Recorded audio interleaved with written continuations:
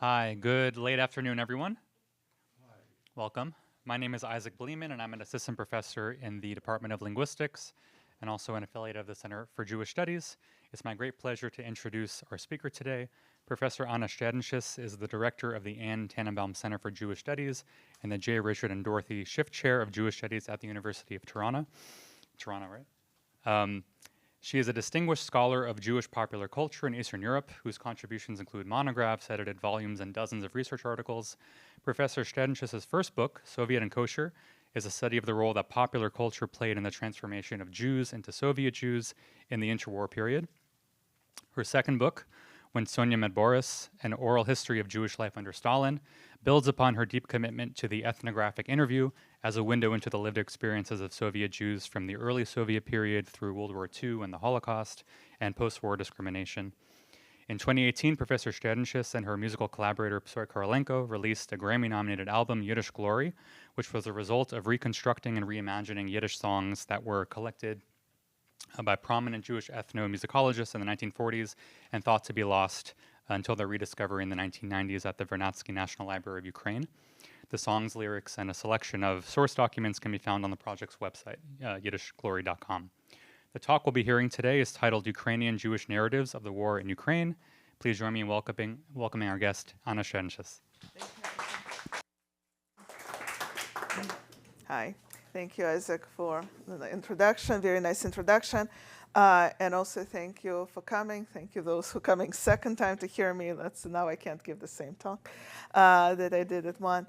I guess Isaac's introduction makes it a little bit easier for me to talk about this topic, which is so actually out of my comfort zone and started as a kind of an example of an urgent research. And I was always thinking of it as this is the research that's happening right now, and then I'm going to figure out what to do with this next. And while I was thinking all that, it became dated, more or less like 2 or 3 weeks ago. So now consider that as a historical paper as opposed to the paper what's going on right now, but what can we do? So in spirit of historical approach, I want to play for you one short clip, literally 2 minutes. It's a fragment, 1 minute fragment from tape from the Russian television, 2000, I want to say 14,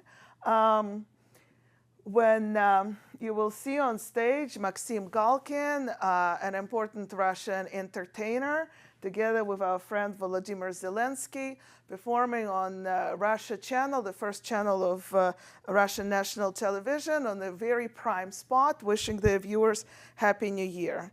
So let's see if we can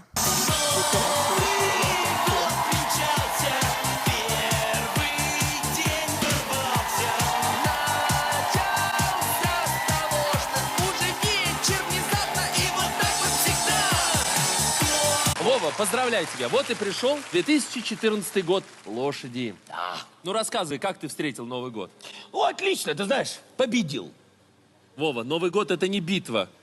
В нем нельзя победить. Это как раз самая настоящая битва. За здоровье, например. А, ну тогда да. Да. Можно даже написать военные мемуары. Я бы начал так. Наступление Нового года началось ровно в 12 с залпа шампанского. Да. Затем последовала арт-поддержка из салютов и фейерверков. Интересно. После чего противник начал наступать группами по 50-100 человек. Грамм. Тут самое время объявить переговоры. Да. И вот наступает кульминационный момент. Все спят, жертв и пострадавших нет. Говорит и показывает телевизор. Вот, это долгожданная победа. Это первая победа в новом году. С 1 января, дорогие друзья! Добро пожаловать на первый новогодний вечер на телеканале «Россия». Historical,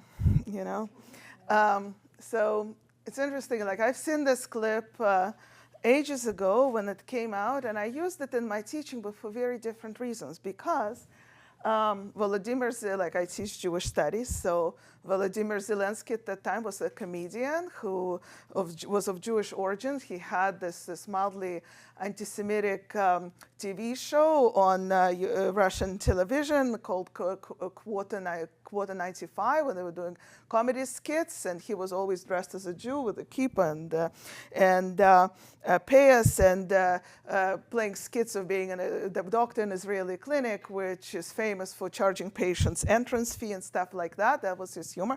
So I was interested in that. And Maxim Galkin, who is also an A-list actor, I would say, in Russia, and whose parents, or one of his parents, is Jewish. So fast forward, you all know Zelensky, where he is doing now, and what's happening with him. And Maxim Galkin, who is married to Russian pop star Alla Pugacheva, moved to Israel because of his Jewish roots. Then they moved to Cyprus and Latvia and all this stuff. So anyway, those two men greeting Russian viewers, welcoming them to TV channel Russia, wishing them Happy New Year of Jewish origin, was a story that I was thinking about what it's like for Jewish comedians, for Jewish artists to be in Russia in the early 21st century. Fast forward to 2022, the story that I'm studying, the story I want to talk to you about, shows a very different world where two of those people will probably unlikely to go on stage again and unlikely to perform in Russian. So my paper is about what happened to Jewish refugees who fled Ukraine and Russia in the aftermath of the full-scale Russian invasion of February 2022. So this paper is based on a number of sources. All these sources came to me as the war unfolded. I will tell you a little bit about how it started and then give some examples. So when the maybe not a bad idea, but I don't know if we have, but it's okay. Actually, it's fine, Ronnie. It's okay. I'll be fine. Thank you. When the war began, when the Russian invasion happened, a lot of us with connections to Ukraine, connections to Russia, were at a loss. What do we do? How do we handle that news? What can you do about that? And a lot of us, including myself, were thinking, who do we know in Ukraine and what's happening with them now? So I called a person named Victoria, who was the widow of my former research assistant, who I worked with him on the Yiddish Glory project for 5 years from Kiev. And unfortunately, he died from COVID at the age of 41. No, don't believe in vaccines and all that. And Victoria was his widow, and when he died, they had 5 children, and lived in Vinnytsia. So I called her, and I didn't know her. I didn't even have her phone number, so a friend gave it to me. And I asked her, what are you doing now? And she says, well, what I'm doing now is that I'm trying to grab my kids and go on a bus, and I think we're going to go. And I don't know where the bus is going to go. And she says, the problem is I have no one, I have nothing, and I don't have the money, and I don't know what's going to happen. And I didn't know what to say. Then I called her back next day and offered her an idea. And I said, you know, why don't I hire you to be my research assistant at the University of Toronto? And your job will be to write down what's happening to you. And if you're too tired to write, maybe one of your kids can write. So the kids were age of 10 to 15. Now, 2 of the kids were older already. They lived separately from her in Odessa, and she was with those 3 kids in Vinnytsia. And she got very excited about that idea. And ever since, like I would say, early March of 2022, up until today, she's been documenting what's happening with her family. Now, as a side note, I worked with her husband for 5 years. I knew that he had a wife. I knew that they had children, but he didn't tell me, of course, anything about her. What I learned through the process was she was actually a trained journalist. So when she started sending those notes, I was interested in how well written they were and how they were, flowing so nicely and all this. So I asked her, it's like, are you a trained writer? And she says, what do you mean? I was an editor of a newspaper all my life. Anyway, and then she said, well, as I'm going through all this, and I will tell you more about the journey and with her kids and all this, she said, do you mind if I also interview people who I'm traveling with? And I said, of course, I don't mind. And she did that. She interviewed people who were very eager to tell their story. Oh my goodness, thank you so much. Thank you. She was eager to interview all these people who wanted to tell their story. And gradually, these narratives were piling up. And I stayed in touch with her. I'm still in touch with her. And, she's writing. That is the bulk of materials of which I want to present to you and discuss what they're doing. My other idea, once Victoria started sending her notes, was to also see what's happening with Jews fleeing Russia.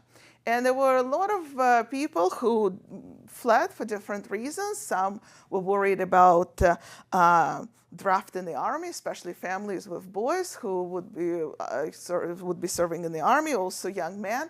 Also people who were worried about political persecutions, also people with means. So there's a significant movement from Russia itself, like full disclosure.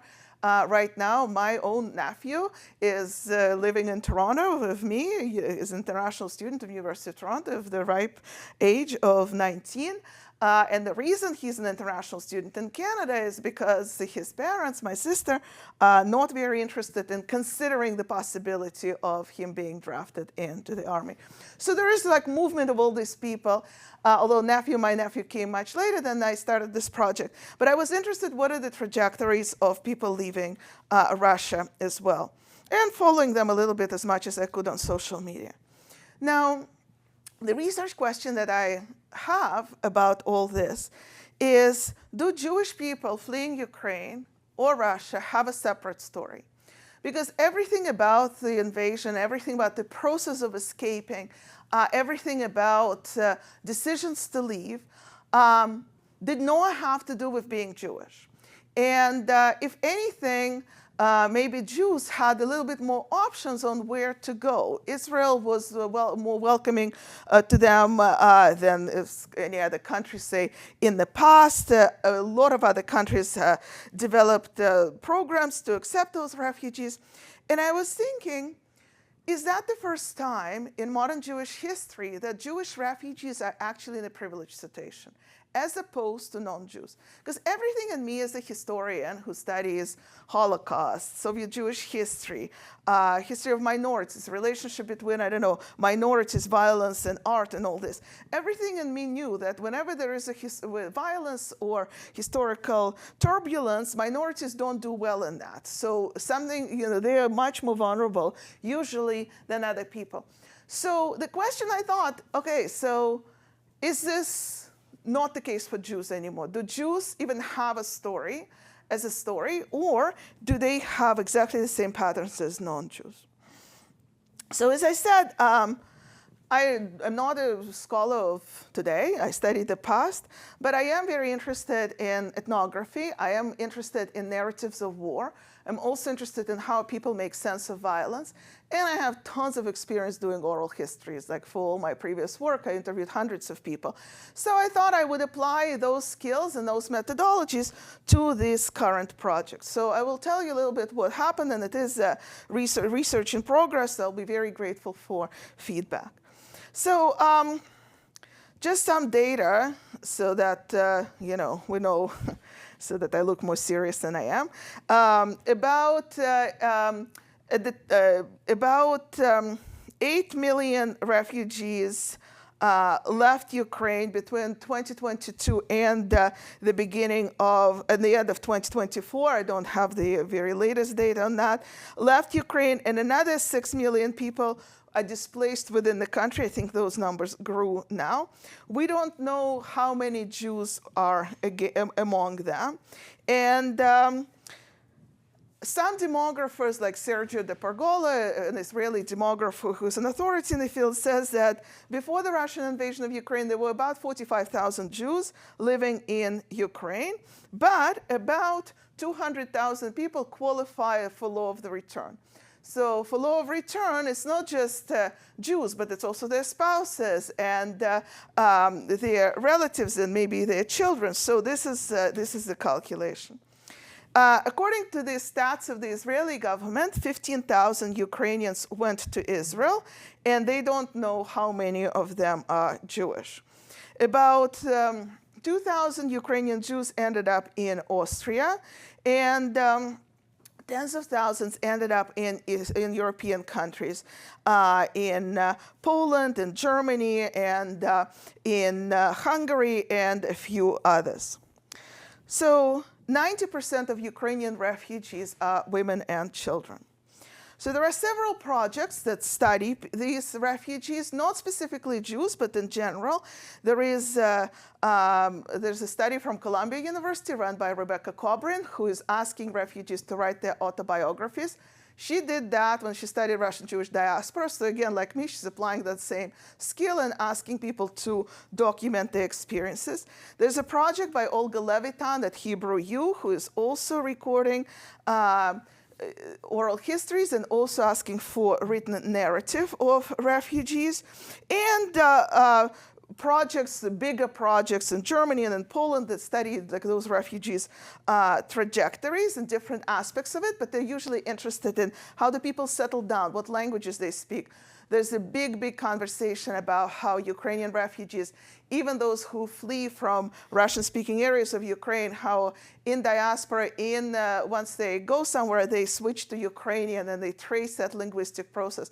Even like with me and Victoria, we speak Russian, I don't speak Ukrainian. So, and her notes that she writes are also in Russian. And now she tells me that less and less people that she actually speaks Russian to. And I observe similar things in Toronto when I encounter Ukrainian refugees there. We start from Russian in 2022. Now they only speak Russian to me. So they switch to English and that's, and or teach their kids Ukrainian. That's an interesting phenomenon which I haven't studied, but it is going on. But where is a Jewish story, right? So what is like, what makes, is there such a story? And what I look for is, I'm looking for the narratives of escape. How do they make those decisions? Where do they go? How do they decide, where to settle and what to do? And what are the perceptions of them? And here we do have a little bit of a Jewish story. For example, Jewish refugees fleeing Ukraine are always asked, why don't they want to go to Israel? Non-Jewish refugees are not asked, why don't you just go to Israel? But Jewish refugees from Ukraine and Russia always have to explain, what their choice is. And Victoria, who is an ultra-Orthodox Jewish woman, is asked that question seriously at every conversation that people are asking. She did not want to go to Israel, and she had reasons. I'll tell you about that in a minute. But that kind of expectation of certain behavior and certain trajectories, this is something that all refugee encounters, but for Jewish refugees, they have to explain why not Israel, especially to relief organizations that help them. But for now, I just want to also talk a little bit about some reasoning, because how to look at those trajectories and those refugees. So this is a theory of sociologist Thomas Drabek, who studied actually how people flee disasters. So he was studying US context, hurricanes or something like this in the 70s. So, but came up with a very interesting explanation, very relevant, I think, to how people flee violence violence as well, not just natural disasters. And here, there's, you see, like first they assess the danger by using the information that they have. And what he does, that he compares how people react to the government information versus media versus rumors.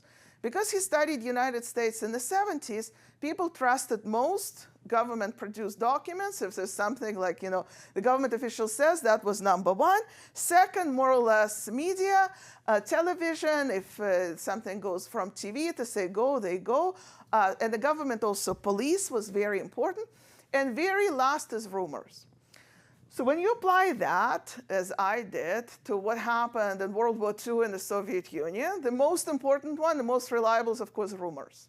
Because everything else is suggesting very different information. So the Soviet newspapers, people know not to trust what they write. Besides, they were changing stories. First they said Germans were good, then they bad, then they said they were good, and then they, that thing. So here, because the war happened so suddenly and it came as a shock to so many people, deciding who to trust, your own instinct that it's so sudden, maybe it will end soon, trust listening to shelling and decide to flee, or listen to media information. So this goes on, and Victoria went through this process with me. You know what I mean? Like, because she started writing it so early, she and I also talked on the phone, and she was talking about her decisions. Should we go on the bus? Should we not go on the bus? Where should we go after we cross the border once? So what are the solutions? Who do we trust? Where do we learn the information? Of course, he was writing that before internet was a source of information, but I thought that, that is an important first step. Then, of course, the ability to leave. So people with means of transportation, those who have cars, those who have, bicycles, those who live close to the railway stations that go, trains go somewhere, or even those who can walk and have healthy legs. These are people in much bigger advantage compared to those who are old and have small children and have a disability in families. And that is that we saw in Ukraine. A lot of people were stuck in apartment buildings, and they had to wait sometimes for weeks or even months to be rescued by fire brigade because the elevators were not working. And we have a number of testimonies about that already, because some people were caring for all the family members who couldn't move and they couldn't go down from the 8th floor. So stories like this, having access to transportation is also very important. And then, of course, worrying about what will happen to my house, what will happen to my property, will people take it, will I ever come back? That also plays a role. But then, once the sense of danger prevails, all this becomes irrelevant. So in other words, people go despite all these pull factors. And the concept that is often used in refugee studies is the concept of cultural capital. And that is, the more people have of cultural capital, further they go. So in other words, and cultural capital consists of different things. It's not just money. It's also connections to places where you can go. It's also presence of networks. It's also ability to speak languages. It's also access to reliable information, ability to do it, having transferable skills and things like this. So the concept that comes in to help here is the concept of luck. In other words, refugees often describe that as, I was lucky, I have an aunt in Canada. I was lucky because my car still had gas and I could get out. I was lucky because I had my passport and I was able to leave and all that stuff. So it's astonishing how often the concept of luck comes in narratives of people who we would consider to be unluckiest, like, fleeing war, for example, and all that. And another concept is the concept of privilege. So which is connected to luck, and that is how far they can go. Refugees, when they talk about their experiences, emphasize one thing, and that is their own decision-making process, their own agency. We see it even with histories of Holocaust survivors. My colleague Doris Bergen, historian from University of Toronto, has written a very important article where she compared how Holocaust survivors talk about what happened to them versus perpetrators who describe what they did. And what she observed was that when Holocaust survivors were interviewed, they often said, "Oh my God, if only I did not go to this place, but to that place. If only I shipped my kid away. If only I decided to hide in that room and not in that room, everything would be better. So people with least choices, with the most underprivileged position, are always talking about their own decision making. Whereas perpetrators only have one word for everything. I had no choice. What could I do? So in refugee narratives that we're seeing from Ukraine now, that story of I decided where to go, I want to select this and this and this, we see it very much present. What is a lot less mentioned, but I think it needs to be said in the context of analysis of this, is that fleeing Ukraine, fleeing that violence, was possible because countries opened the borders for these people. Poland, Germany, Austria, nearby Moldova, even countries that are much more reluctant to open borders like United States and Canada accepted those refugees and provided them with quite significant support. In Canada, for example, they got a program called Kuwait, which allows them gives them 3-year-long work permit. In the United States, they were treated with significant hospitality, eligible for Section 8 housing, for example, getting a lot of funding, Medicare and things like that. In Germany, they were allowed to start working right away, in Poland as well. So in other words, when we're talking about the history of the Holocaust refugees, all these things don't exist. The borders are closed. When we're talking about refugees right now, the world is open. As a side note, my other project where, I feel even less competent doing, but, I should probably stop saying that. But anyway, I'm working with a student collaborator collecting music of Gaza right now, like thinking how they're reacting to the violence, and because it's all in Arabic, which I don't speak, but my student is helping me to see what's happening like in TikTok, what kind of music and all this. And a very important narrative that emerges from Gaza is these amateur singers are saying things like, I wish I were Ukrainian because then the world will be open for me, but I'm stuck here and nobody wants me and all that stuff. So that idea that open world is a privilege to these refugees is very important. And it's even more stunning how little it comes up in narratives. In other words, it's all about personal choices and kind of assuming that the world is open. But nevertheless, one of the biggest problems of refugee studies and us studying these narratives is how little we pay attention to their own stories. We always want to tell their stories better. We want to represent them. We want to see, we want to explain that. But listening to those narratives, I think, opens quite a bit of insight into how people perceive danger, what they do to overcome it, what are the obstacles, what are the challenges and opportunities, the way they see it, as opposed to the way we think they will see it. And again, I'm thinking a lot about Jewish stories, whether there is a story. So now a little bit more about what Victoria was writing. And as I said, she is an ultra-Orthodox Jewish woman, a widow. And when the war began, she said that she absolutely did not know what to do. She heard the noise. She didn't know whether she should do something about this.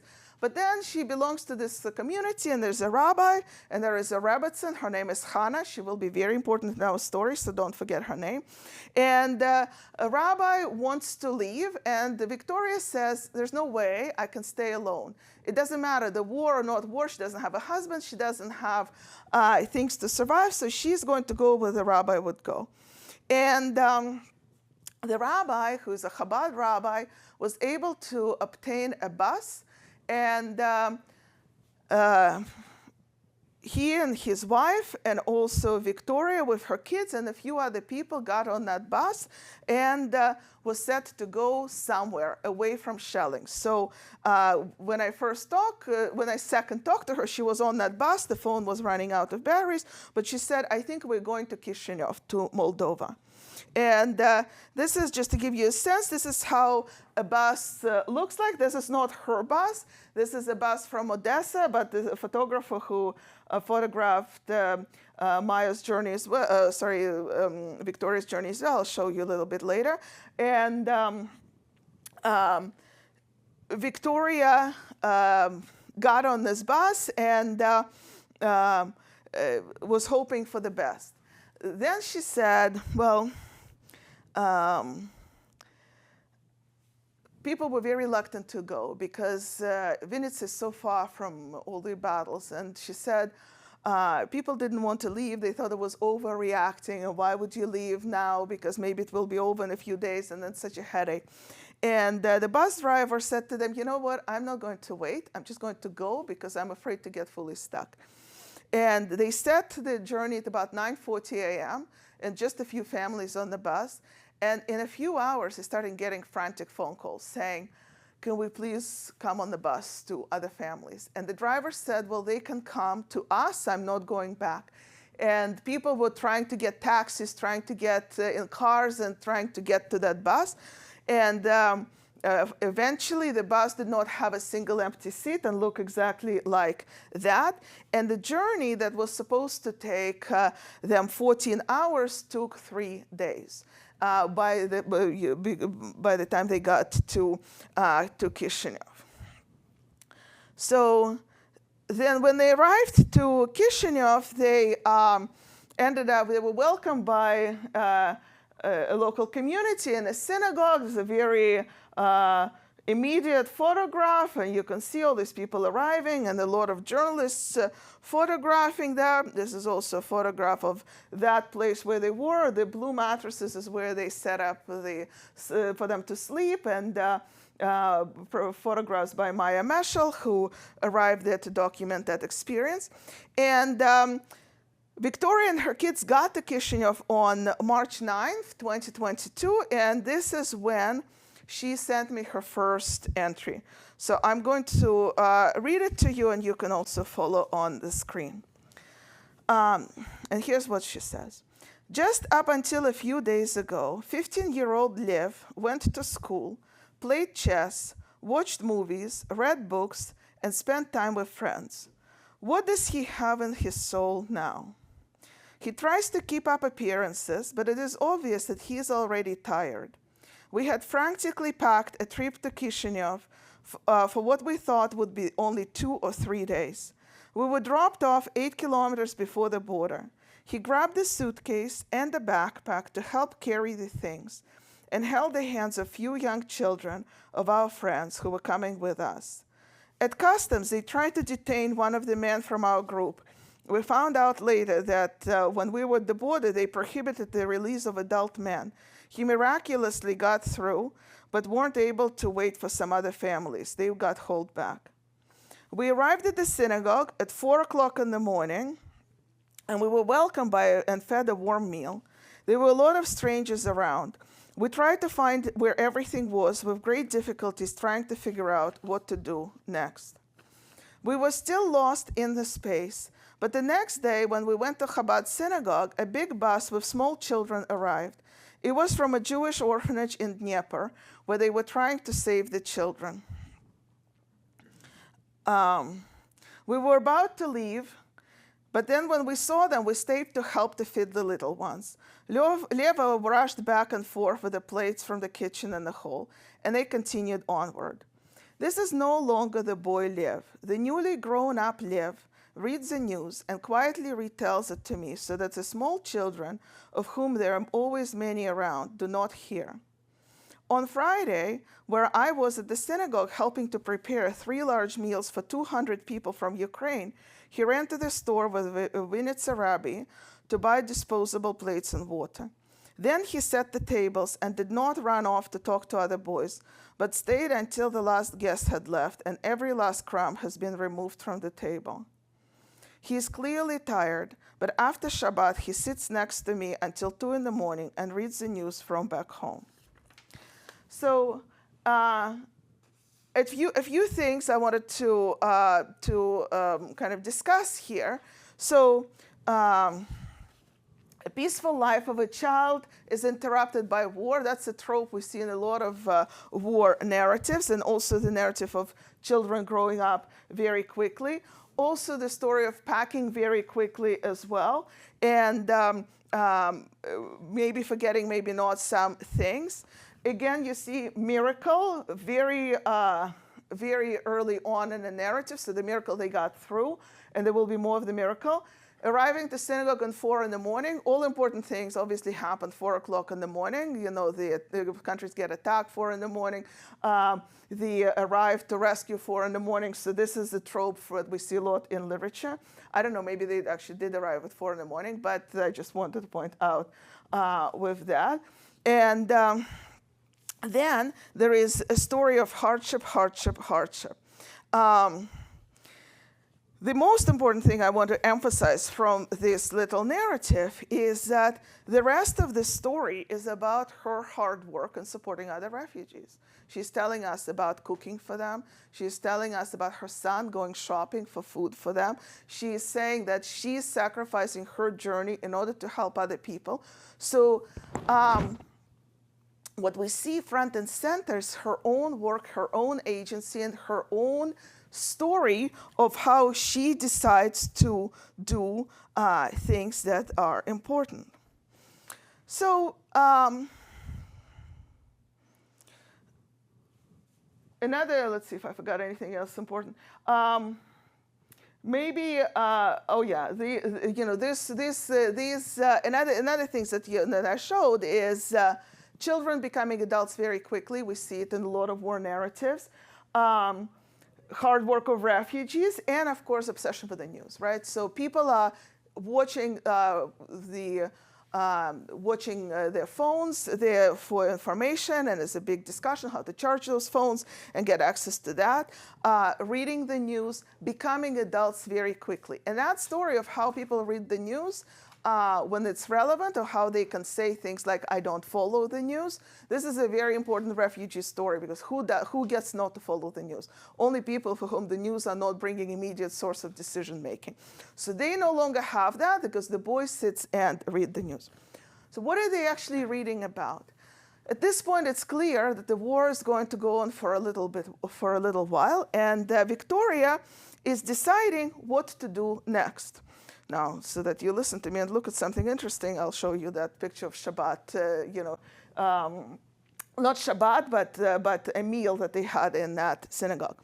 So she and I at this point talking on the phone every day, because she wants to know where to go next, and she wants my advice. So what is her process? The process is, where should I go? So I am thinking to myself, what do I want to advise her? Which country has the best benefits? Which country is the most welcoming policies? All that stuff. She doesn't want to talk about any of that. There's only one question that she has. I could ask you to guess what it is. But maybe I won't, because I promised Naomi it's not going to be a test. The only question she has is, which country has the best chess program for her son? And that is very important to her, because he's, I forgot what level, competitive something in Ukraine. And she says, and I said to her, well, Canada is out there. Now chess is terrible. So she already knows Israel is not good, because Israel does not have high quality chess. And then Poland, she doesn't know, she's not sure. So then there's a choice. There's a choice. My kids actually don't play chess. I was not like super knowledgeable about this, but I do know that everyone complains in Canada, the Russian parents, that chess are not good. So that I knew. Then Austria. She looked it up. Austria. Other things came into consideration. Austria offered a very attractive, welcoming package. The refugees from Ukraine, Jewish refugees, were actually put under the auspices of the Austrian Jewish community. They were immediately offered apartments and schooling for children, and small payment for like a stipend, monthly stipend they were paid. So eventually she goes to Austria. right, we're always in touch. She is telling me the apartment is terrible. It's very far from the center. I don't know how to go downtown. The school is terrible. The level of education is not even comparable to what we had in Ukraine. Chess is non-existent. So like all these problems. And then, of course, encountering the city. And she walks around the city, also a lot of questions. For example, two men holding hands, what's with that? She has a lot of questions about that. Also, like all these people with funny looking, hair and the clothes. So anyway, a lot of kind of observational this. And there's a lot of literature on refugees as tourists and thinking about people encountering this new place and what they do with that. So we're having all these discussions. And the reason I'm telling you these observations is that it's not exactly what one expects when we talk about refugee narratives, right? We don't expect her to start like worrying about chess, or we don't expect her to start worrying about this. But this is what happens when they're allowed to speak from the first voice without, imposing, well, you should worry about this, this, and this. It's very, in the minds of her children, for example, there is no big kind of break between their father's death, which happened during COVID, and that whole escape. So they see it all as like never-ending tragedy from which they experience. So finally, they settled a little bit more in Austria, and a lot of insight on what happens there. For example, they're taken care of by a local Jewish community, and there are a lot of stories that I heard from her and from others about benefits of that and the hospitality, but also problems. 90% of Ukrainian refugees are women and children. A lot of those women are young women, widows, or traveling without their husbands, or even single women. So there's a lot of, I think we would call it maybe trafficking going on, because those women are often encouraged to marry people from the community much older than they are, people suffering from mental illnesses or other illnesses who can't marry within their own community, and like those things are hidden, and those Ukrainian women are told, well, look, this is such a good match, local good person from a good family and all this, and then things like this happen. So there's very little protection against abuse in those situations. So all that is going on. Once again, is that the story that makes the news? Is the story one hears often? No, but it is living every day and also documenting as it goes. And I do want to say that as the time passed, different things become important. So once she settled in Austria for a little bit, and that was already November 2022, she wrote a much longer entry describing what happened in March. And that entry had details that were completely missing from the entry that I read to you already. It had a lot of different details, but one thing that I noticed that, you can read it as I speak if you want, but one thing that I noticed that only a few months later when she wrote these things, God appeared in the narrative. Because before that, and remember, she's a religious woman, right? So you would think that would be on her mind. But God came in only in November, when she is looking into what happened to her, right? So it was not her agency, it was God that protected her from death and, and told her to go. Another thing that we see happening here is more detail of escape. So, for example, she's talking about how people were desperately trying to get cash, going to ATMs, how she was trying to connect to her older children who were in Odessa. She couldn't get a phone to them. She didn't know where they were, how they were fleeing. So all that also emerged much later. But then every person who studies the refugees knows that refugee narratives always have villains.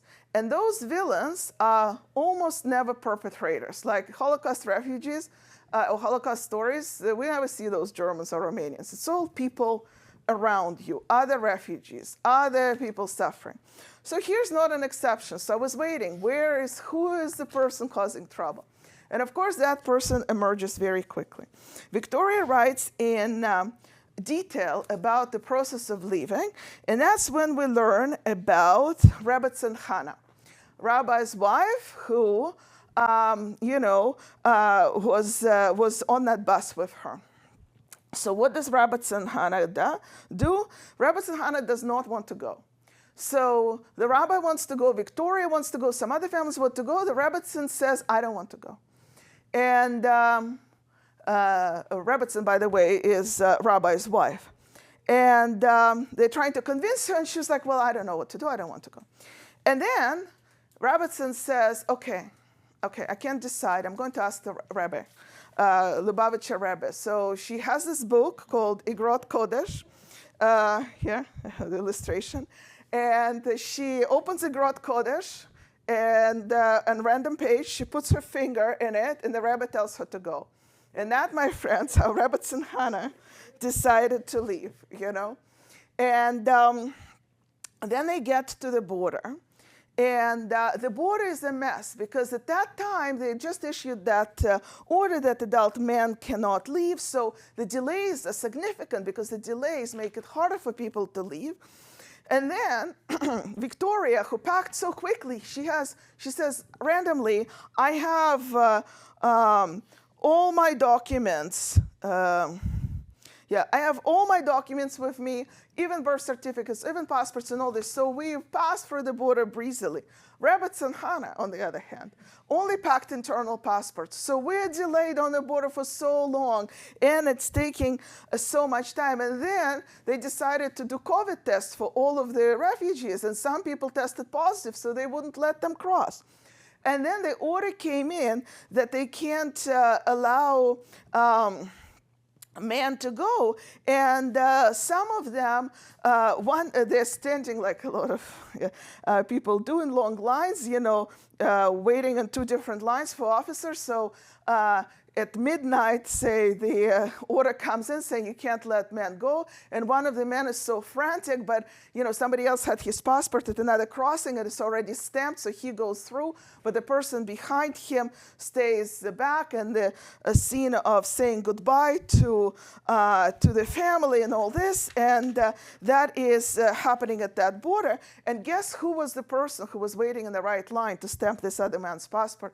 Of course, our friend Victoria, because she figured it out and she helped that person. So once again, stories of agency, stories of taking initiative and being rewarded for that initiative as well. So then they cross the border, and the story ends with saying that we crossed, and now we're at ease, we got out, and our children will be saved. So the kind of things, the tropes that I see, in addition to those that I already discussed, is agency, villains among refugees, story structure. It's always 4 a.m, before the war, after the war, peaceful life interrupted, miracles. The question that I had at the beginning: where's being Jewish? So what does being Jewish do in the story? Before I answer, I want to say this, that my whole career I was writing about Soviet Jewish history. And one big insight that I had from Soviet Jewish history is that Soviet Jews have always seen being Jewish as a disability that they need to overcome. In other words, positive association with being Jewish was extremely rare. Instead, you're being born Jewish, it's a misfortune, you have to overcome this misfortune. So when I recorded stories with people born in the 20s and 30s, or even later stories of generation of my parents born in the 40s, there was no positive association with being Jewish. All this stuff, like American Jews like food, cholent, Sabbath, Jewish holidays, community, JCC with a nice pool, I don't know, all these things, right? They're not part of Soviet Jewish or even post-Soviet Jewish identity. Instead, what's positive about this? Jews overcame all these difficulties, and look how smart and successful they became and all this. This is part of Soviet Jewish. This story is happening in 2022. So I thought her whole journey, if we take out her narrative out of it and leave the facts, is facilitated by Jewish organizations, both domestic and international. The bus, by a rabbi, Chabad. Kishinev, you see all these foreign photographers, there's tons of foreign aid. They're sleeping in a synagogue. They're fed kosher meals. She complains a lot, by the way, about those kosher meals, not accessible, and sometimes like somebody stole something and all this. So, but kosher meals are definitely there. Then she ends up in Austria also being taken care of. So what I see is the narrative of privileged refugee, right? The privilege because of Jewish organizations. But in her words, every association with being Jewish is still associated with hardship. She has to cook for 200 people. She has to worry about obtaining kosher food. She has to deal with this woman who relies on this outdated method of decision making, with Igrit Kodesh. You know what I mean? Like, so even miracles come with associating Jewishness with difficulty. So what does that mean? Does it mean that even though the situation changed, the identity is still behind?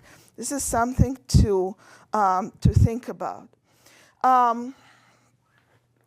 One last thing that maybe I want to say is just I promised you a little bit about Jewish refugees from Russia, but I promised like it's 5 seconds. So these are our friends Maxim Galkin and Alla Pugacheva leaving and going to Israel. So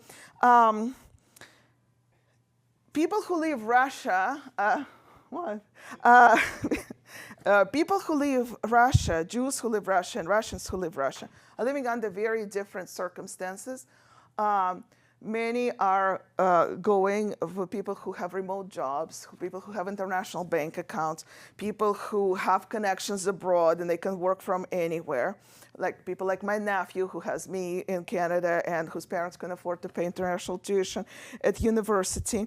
And up until like maybe a year and a half ago, there was no specific danger articulated to Jews in Russia as opposed to just Russians who disagree with the policy of invasion.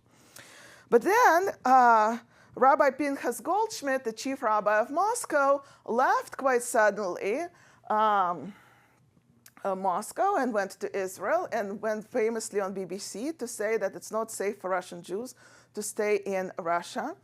And, that was seen as such an act of bravery. But I do want to tell you that, I have family that goes to his congregation. And the next day after Pinchas Goldschmidt made this brave statement on BBC, every single member of that congregation was invited to the, how shall I put it, Ministry of Internal Affairs for a conversation. Not arrest, but a conversation. Do you agree with your rabbi? Or do you disagree? If you disagree, on what? So the question of bravery is always very interesting about what it means for people who go as opposed to people who stay. But generally, escape from Russia is seen a lot less an escape from violence, escape from danger, but rather than search for opportunities. So when my work with Victoria was going so well, I started working with another journalist who I met actually when I was working on Yiddish Glory. He wrote such a nice piece about Yiddish Glory in one of Moscow newspapers called Kommersant, like a big deal anyway. But now he became a refugee running away from Russia, and I asked him if he wants to do what she was doing, like not so much covering his journey because he's not Jewish, but interview Jews who he encounters, especially musicians and artists who he already knew. So we worked like this for over a year. And, he documented stories of people who escaped on a private plane, for example, or people who, it's a very different kind of socioeconomic background. And that story is, once again, opportunities, and complaints are very different. So, for example, it's a famous story with all these Russian refugees who came to Israel. They created a Facebook group, I don't know if people know here, called the Pumpkin Spice Latte. And that group started because some of those escapees from Russia complained that they couldn't buy pumpkin spice latte in Israel. And they said, it makes me really sad. So the group had like 50,000 people right away, both, of course, newcomers, but of course, all these Israelis who wanted to know who these weird Russians who want this pumpkin spice latte. So, but that idea that you're running away from this and you miss all these nice things that they can't get in your destination is an insight on how this kind of privileged migration goes. And it's not that there's no narrative of hardship and deprivation and suffering and all this. There's just a very different context for that. And as the war continues, refugees continue, and I just want to emphasize that the story is not over. So it's, even though there's a fatigue with the news, it's really important to keep writing it down. I'm, for example, desperately always collecting humor that emerges from all these narratives, because to me it's always like an insight in what people find funny. And I was talking to some people stuck in Mariupol right now, and they say like every time the electricity goes down and people have to go outside and make a bonfire, and they're sitting around that bonfire, and if somebody can crack a joke that people will find funny, that person is the hero for months. Because, and who's collecting those jokes? Who is writing them down? Like this is, I think, will be very important to one day to learn. And because I said that my talk is historical, but there are new things happening every day. So for example, one thing that we have not seen through the 2.5 years that I was doing this work is the story of anti-Semitism. And now the narratives of anti-Semitism are very much back. Well, of course, Putin started this whole war in the name of denazification of Ukraine. But, these were false pretenses, and people did not really kind of internalize that. But now, if you start kind of doing a little bit public survey and seeing what people are saying in Russia, the new narrative emerged. And that narrative is Zelensky is Jewish. Putin's oligarchs and advisors are also Jewish. They're fighting for resources in Ukraine, and our Russian and Ukrainian soldiers are dying because those Jews are too greedy. So that narrative is gaining very quick popularity. And there is also increased awareness of Russia's involvement in October 7th. That's a whole separate thing. I will not get too much into that. And thinking the role that they played in that attack and also in the response. Difficult negotiations. So that story about Jews and anti-Semitism or pretext of anti-Semitism, it keeps coming back and becoming more and more relevant. And I think that it is even more important to look at actual stories of actual Jewish people fleeing both Russia and Ukraine, to look at their struggles and their challenges and opportunities, and compare that also maybe later with narratives of Jewish experiences that emerges. And I suspect that those two things will continue telling very different story, but only time will tell. So with that, I'll just finish. Thank you so much.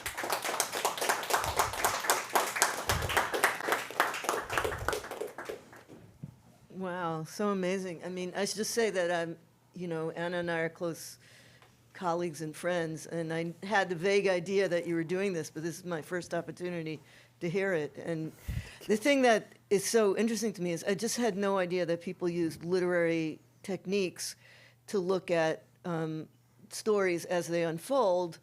And this is someone who would say, well, that's just how it happened. I'm sorry, it was 4 o'clock in the morning.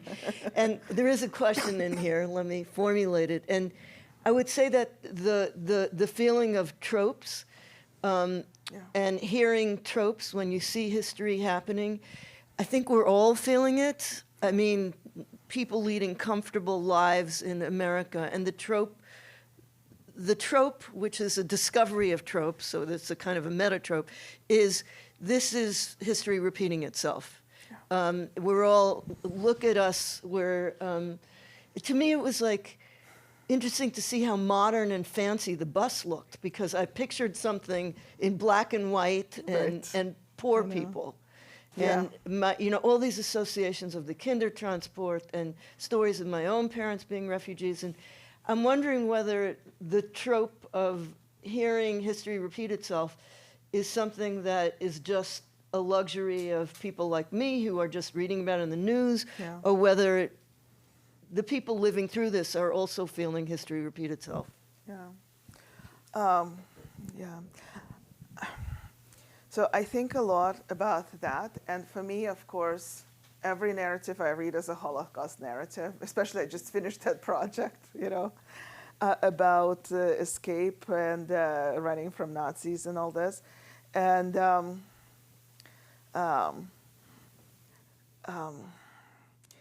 I see a lot of parallels, for example, narratives of revenge, 4 o'clock in the morning, sudden this, sudden that. I see all of that.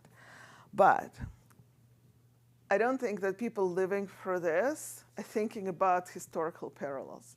I think they are just telling that story. And I think the reason we see all these tropes and that they're similar is that they're reading the same literature as everybody else. It's very hard to describe what you're feeling, what you're doing, just coming up with your own language for this. It was always during wars, and you read the stories, war novels, you watch war films, you have this cultural, vocabulary for things, and that's what you use to describe. And I think because these are such early narratives, they're really relying a lot on that. And you see, later, even 6 months later, she's already having a lot more detail, which are a lot less structured that way. But at the beginning, it's like with my Yiddish Glory project.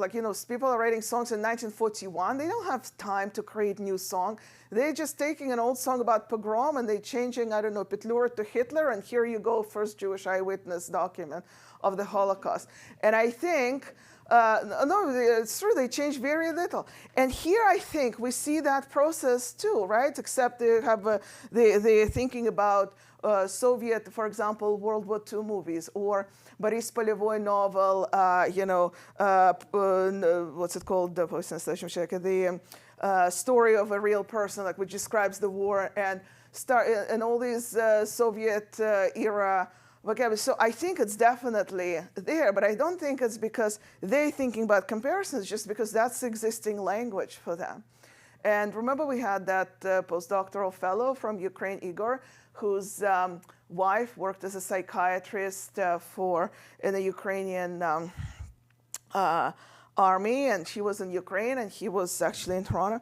And he was telling me how she was dealing with people who can't experience any other emotion except for revenge. They were so angry that they wanted revenge, revenge, revenge.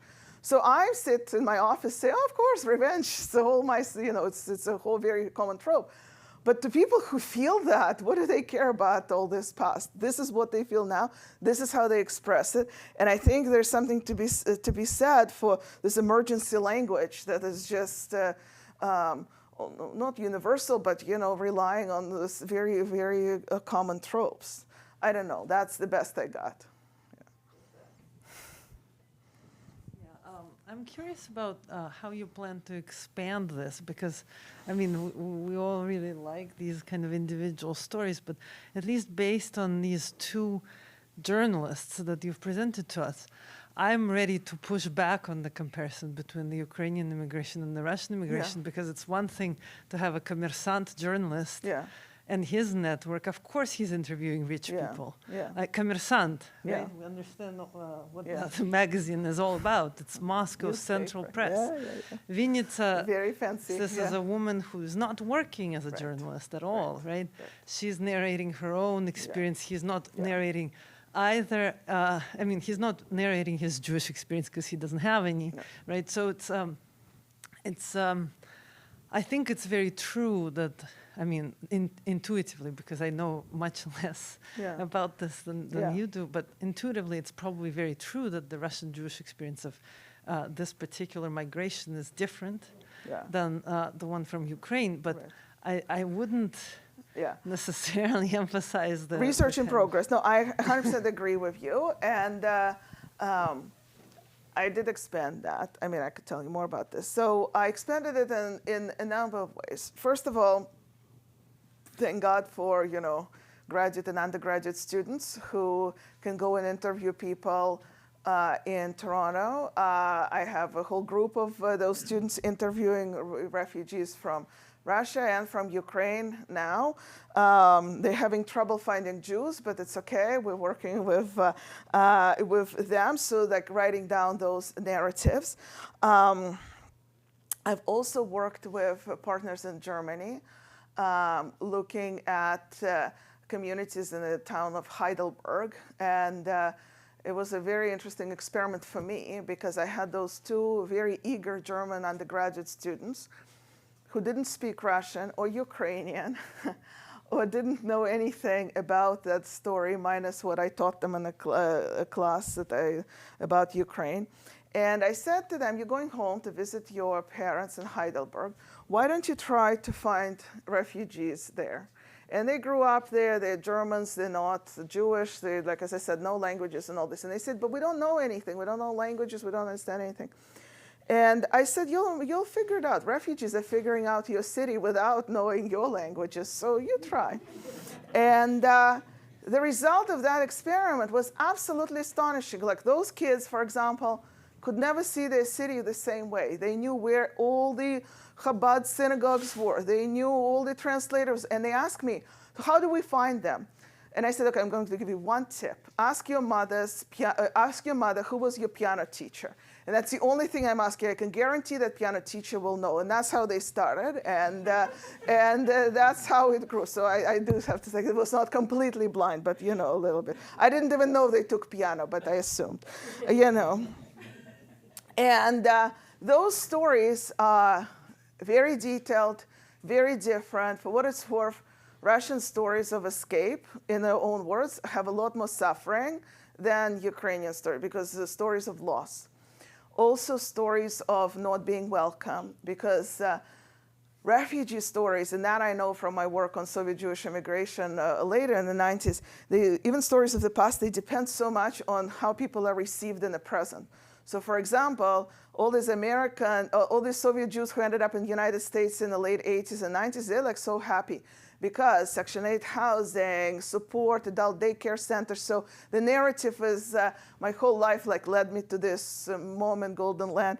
In Israel, they're all heroes of World War II. They were fighting because they see all these soldiers, so they frame their life that way. In Germany, it's always a story of a miracle. You know, not because everyone asks all these Soviet Jews living in Germany, how could they live in Germany after World War II? So they're creating their stories in response to this unanswered question. In Canada, they complain so much all the time because in Canada, they don't get pension. So the whole life then is a story of injustice. So I suspect that stories of Russian refugees have a lot more of that because they don't get work permit so easily. They don't get all these invitations to study. They don't get all these opportunities. Like at least in Canada, we can't even invite a guest speaker from a Russian university. Like it's not allowed. Whereas, and they see like a colleague from Ukraine is allowed. So instead of thinking, well, you know, a colleague from Ukraine is running from the war, and you hear like people don't think of their lives. They just think it's very unfair. So there is a lot of narrative like that. So I honestly don't know yet what will happen with this project. I think even though the material has to be collected now, analysis of that material has to wait a little bit till it becomes a little bit more bigger, more clear, when we start collaborating, looking what Olga Levitan collected, Rebecca Coburn, and all this.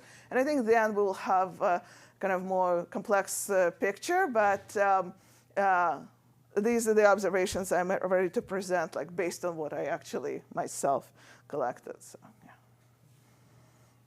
We have time for maybe 3 more questions. Thank you. Thanks. Thank you so much for your talk. So first of all, I have a short comment, and it's about miracles. I'm Ukrainian, and I'm a lecturer in Ukrainian here, and your talk made me think that whenever I'm talking about my experience, I mention miracles a lot. I was on Fulbright here when war started, so that was 2021. And whenever I'm like retelling, making a narration of my experience, I'm always saying, I was lucky, right? So the miracle happened. I'm not talking about myself. I'm not talking that, you know, Slavic department started this position early. I'm not talking about anything. I'm saying that I was lucky. There was, you know, a miracle happened, or like luck happened. So that's something very similar. And of course, also I had, I have two daughters. I'm not Jew, but I also had trouble with chess and piano for a while. And so that's, so many, And math. so many You forgot math. Oh yeah, Yeah. math is a different. That's even more important. Right. Okay. So yeah, three things actually. So yeah, it is, but it's easy to solve here on Berkeley campus. So, and I have a question about personal aspect of this that made me think about that. So I saw some of the paragraphs and like from your friend, and lots of those paragraphs I've never met her, by the way. Oh, okay. So Just phone conversations, Just yeah. phone conversations. So they were, we narratives. We did something and we did. So how much in those narratives of hers do you find I statements? So does she talk about her personal, physical, mental, identities, experiences, like cognitive and emotional experiences? Does she talk about herself? Or, of course, those narratives are inclusive, but does she talk specifically about herself? Thank you. Yeah. Oh my God. Thank you so much for that question, because absolutely never she talks about herself. There is no I ever. Not only that, she never talks about any other of her children. It's only one. Like, she has three. So the older boy, is the hero in all these stories. So. Yeah, and I actually talked to her about because I wanted her, and I said, what are you worried about? What are you? That she can only talk to me on the phone, as opposed to write it down. And also she can do when she interviews other people. But even they don't want to talk about themselves. They want to talk about the brave troops. They want to talk about support. They want to talk about collective experience as opposed to personal. So I think this genre is not a psychoanalytical interview. This is a narrative, right? Yeah, thank you. Really important question. Thanks, Anna. So interesting. I was wondering if a part of the Jewish side of the narrative, I'm curious if any of the Russian Jewish immigrants are mentioning any sort of historical, familial, genealogical connection to Ukraine, if that plays any part of the story, as never actually Russian, but always from somewhere else. Right. So thank you for that. So the answer is yes and no. It comes up because the majority of Russian Jews are either Ukrainian or Belarusian. There's no such thing as Russian Jews. And very few. And those who were, they were mostly killed during the Holocaust. The survival rate, in Russia that was occupied, was less than 1%. So, but I hear of that very little. It comes up in passing. And I think it's because Russian Jews with Ukrainian ancestry, for example, my father was born in Ukraine, right? I would never, I'm not a refugee, so I shouldn't be talking about this. But, the reason I think for that is the Jews who lived in Ukraine and who, have a history, they don't have exactly pride being associated with Ukraine. That history is not exactly, for the posters. It's a history of persecution, of violence, of discrimination, of survival. That's not a history of pride. And, but the problem is that history, that story of discrimination is being weaponized of attacking the country now. Now, Ukrainian Jews actually live very well. I mean, they're integrated, their cultural life is flourishing, religious life, they're just building this big Babi Yar monument, and now it was bombed by Russia. It's there's life, even now under shelling. So, but history is not the history of pride. My father, for example, who grew up in Ukraine and who speaks Ukrainian, never talks about being Ukrainian. I said to him, if you had Ukrainian citizenship, you could have maybe come to Canada, because my parents can't come to Canada now because they're Russian citizens. And nothing helps, not me, nothing. So, And and that's a joke because it's understood by me and by him that will never happen, So yeah, I hope it answers. It's a little too long of an answer, but yeah. Since I'm holding the mic, I'll just tack on a related question, which is, you mentioned, I understand what you're saying about the ambivalence towards Ukrainian identity as on the part of Jews, but you mentioned that refugees from Ukraine, even if they weren't so, they're multilingual, right? But now they're identifying more closely with the Ukrainian language. I'm wondering, are Jews expressing more ambivalence towards that aspect of the refugee experience? Where like we are Ukrainian and we're speaking Ukrainian, but it's not quite our language. Yeah, I'm trying to think. Victoria never told me about that, but I did encounter a number of refugees, Ukrainian refugees, even in my university, who are Jewish and who stopped speaking Russian, even if it was their mother tongue. Like we have a colleague from Lugansk, where most people speak Russian, or from Mariupol, and they switched to Ukrainian. So I think in that sense, there's no difference between Jews and non-Jews. I also work with some colleagues in Kiev, and we were doing some projects together. Again, one of those, projects to support the academic work and all this. And he says to me, this is the person who I worked with for many years. Before, we always speak Russian. His wife is a colleague of my mother and all this. But now he says the only person he speaks Russian to are people like me who live far away. He switched fully to Ukrainian, so he is Jewish. And it's very important for him to emphasize that he is a Ukrainian speaker, and the story that emerges now from all these Ukrainian Jews is a story of shared suffering. And that's something that Timothy Snyder is talking about. That's something that we see emerging as kind of even new scholarship in the field and all this. And it will be interesting to see what is happening. As a cultural historian, I totally understand where that shared suffering is coming, because I know everything is about the present and not about the past, right? But I wouldn't say that there is a difference in how they're switching to Ukrainian. Yeah, last question. I think you're there. You're hanging out, right? I just want to Yeah, I could ask my question right now. in a few minutes. Oh. Okay, in that case, let's call it a day. Thank you so much. Thank you.